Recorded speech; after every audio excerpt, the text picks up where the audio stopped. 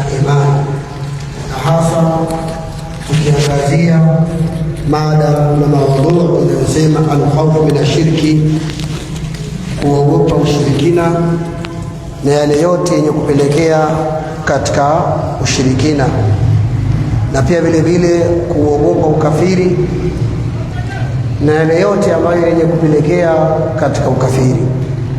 Katika siku ya jana tumeeleza juu ya swala zima la atanjim, mambo ya nyota tuliyazungumza, tukaeleza kwamba atanjim makusudio yake ni watu kutumia nyota kuwa ni zenye kuwajulisha na kuwafahamisha mambo mbalimbali yanayotokea ardhini, kwa kusema mfano, mathalan ukioa mwanamke mwenye nyota hii utakuwa hivi, usioe mwanamke mwenye nyota hii utakuwa hivi, usioe siku hii itakuwa hivi, na wale wenye nyota hii mwaka huu watakuwa hivi.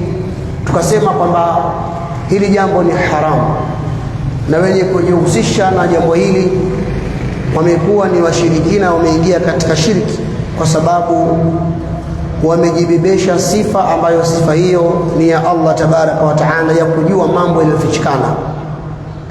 Lakini pia wale wenye kujihusisha kwa kuenda kutaka ufafanuzi juu ya mambo haya, nao wameingia katika haramu na wameingia katika shirki, kwa sababu wamekwenda kuuliza wakiamini kwamba wale ambao wanawauliza wana ujuzi na wanayafahamu mambo yaliyofichikana ambayo ni mambo ya ghaibu. Kwa hiyo hivi vitu ni haramu. Na pia tulieleza kwamba nyota kama nyota hazina mahusiano yoyote, na mwanadamu katika maisha yake, katika bahati, katika chochote kile, bali nyota Allah tabaraka wa taala ameziumba kwa malengo matatu, kama ilivyobainishwa katika hadithi na kauli za maulama kwamba nyota zimeumbwa na Allah kwa ajili ya mambo matatu. Jambo la kwanza ni kuipamba mbingu, kama Allah alivyosema, walaqad zayyana as-samaa ad-dunya bimaswabih, hakika tumeipamba mbingu ya dunia kwa nyota. Kazi ya pili, waja'alnaha rujuma lishayatin, na Allah akazijalia nyota miongoni mwazo ni zenye kuwachoma mashaitani, tulifafanua katika kalima ya jana. Na kazi ya tatu, Allah ameeleza kwamba wabin najmi, na kwamba hizo nyota hizo zinatumika watu kuweza kupata muongozo wakati wa kusafiri. Tukatoa mfano, watu wanaosafiri baharini na vyombo vyao wanazitumia nyota zile kuwa ni kama vile ni sehemu ya kuwapa signal ya kuelekea kule unapohitajia. Kwa hiyo hizo ndo kazi za nyota. Kwa hiyo mwanadamu hana mafungamano yoyote na mambo ya nyota. Hakuna nyota ya nge, wala hakuna nyota ya kapshu, kondoo, mbuzi, wala punda, wala simba, kama tulivyoona jana kwamba hayo ni majina tu, watu wameyabandika, wameyaita wao na mababu zao, na wala Allah hakuleta muongozo juu kama hayo. Hawafati isipokuwa ni dhana na yale ambayo yenye kupambiwa na nafsi zao, na hali ya kuwa wamejiwa na uongofu kutoka kwa Mola wao. Kwa hiyo hizo ndo kazi za nyota. Na tukatoa mifano kwamba kuna mtu anakwenda kwa huyu ambaye mwenye kudai elimu ya nyota, shirikina huyo, kwenda kuangalia namna ya mke wa kumuoa na kwenda kuangalia namna ya siku ya kuoa. Tukasema hivi vitu ni haramu na wala havina mahusiano yoyote, na mtu mwenye kufanya hivi huyo ameingia katika shirki. Sasa nikauliza swali ambalo ningelipenda swali hili, huyo aliyeuliza swali hili ameliuliza katika hali ile ya kijinga, kwamba sasa ikiwa haifai kwenda kutazamia nyota, mimi nitajuaje kwamba huyu mke anaendana na mimi? Nitajuaje kama huyu mke ananifaa mimi?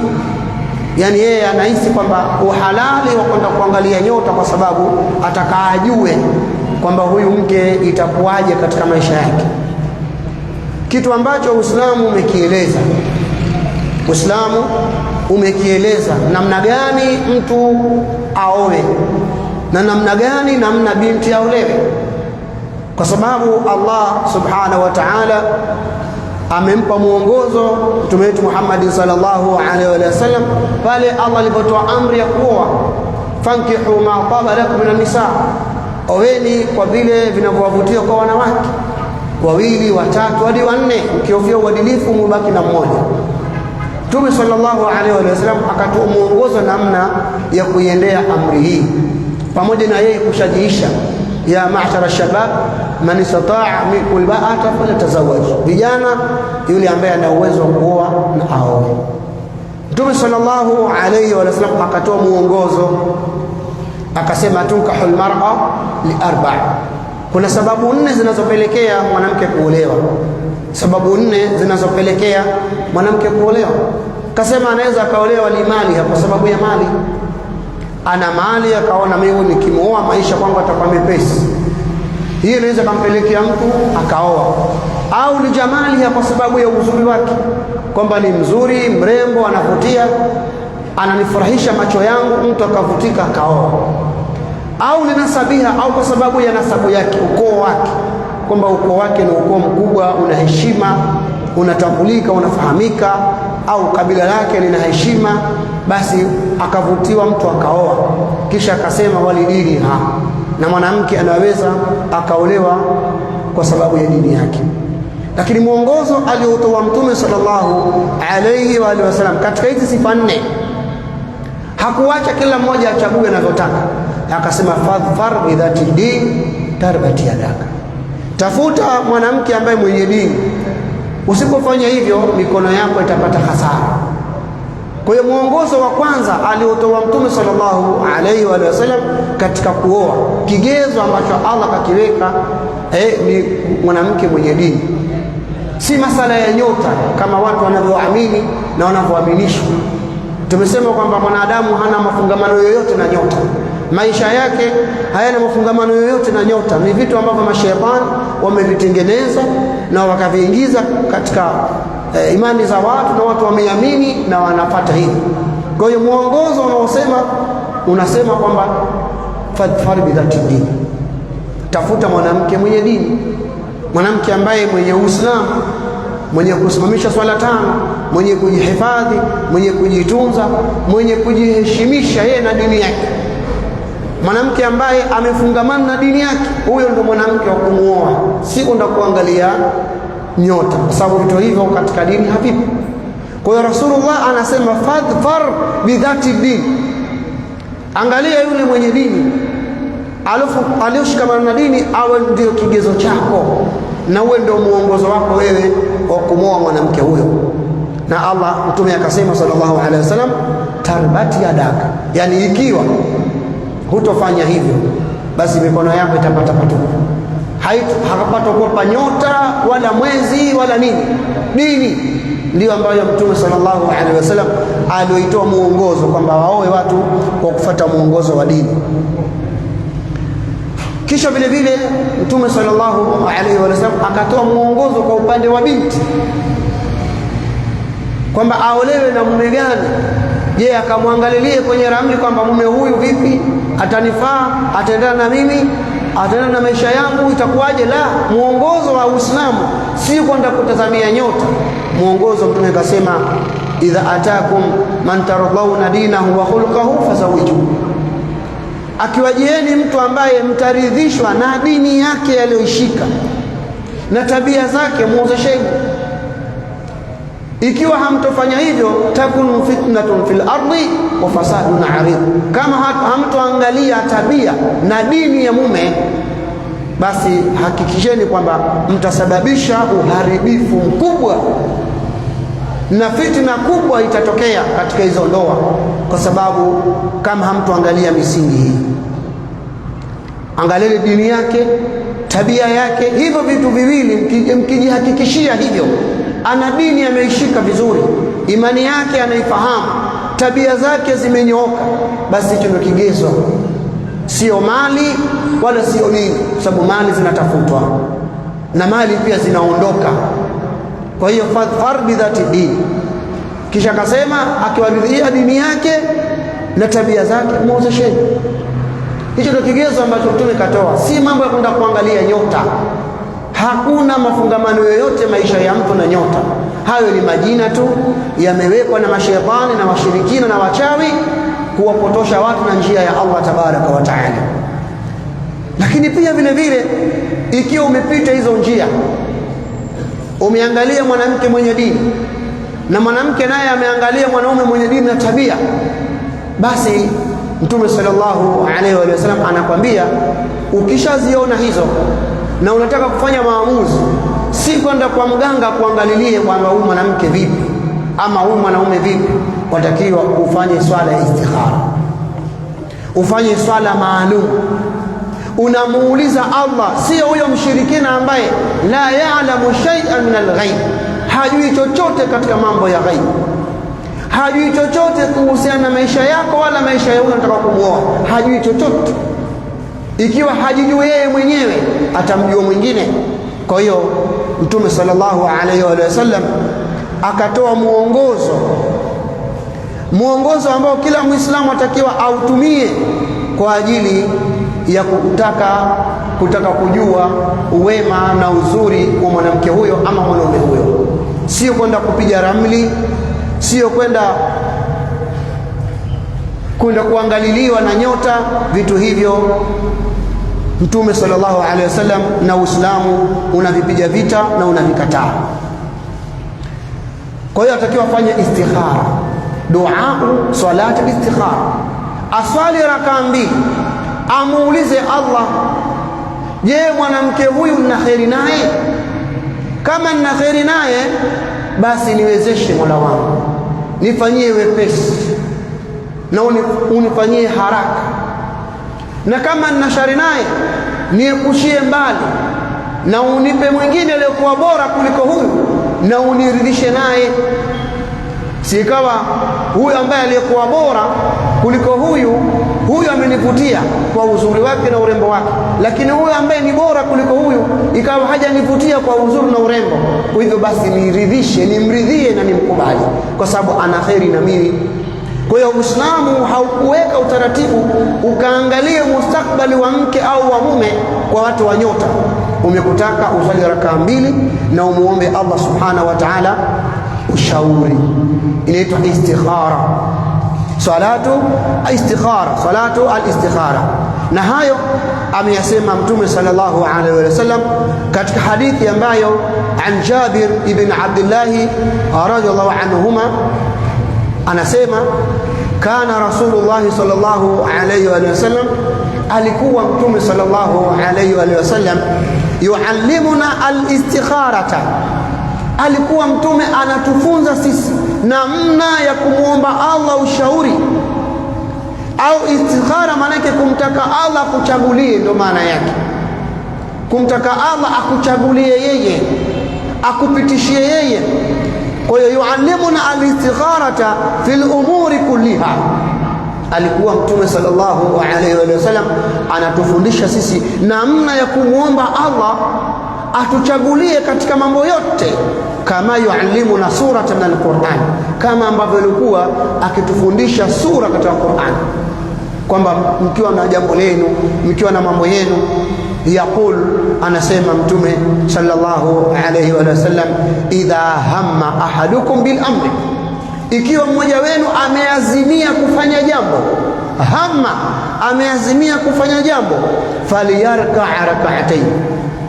So umeazimia kwenda kumchumbia huyo, so umeazimia kwamba mwanamke amekuja kuchumbiwa, sasa anaazimia kumpa majawabu, yani anataka ajue afanyeje, basi cha kufanya faliyarka rak'atayn, aswali rakaa 2 min ghairi alfaridati.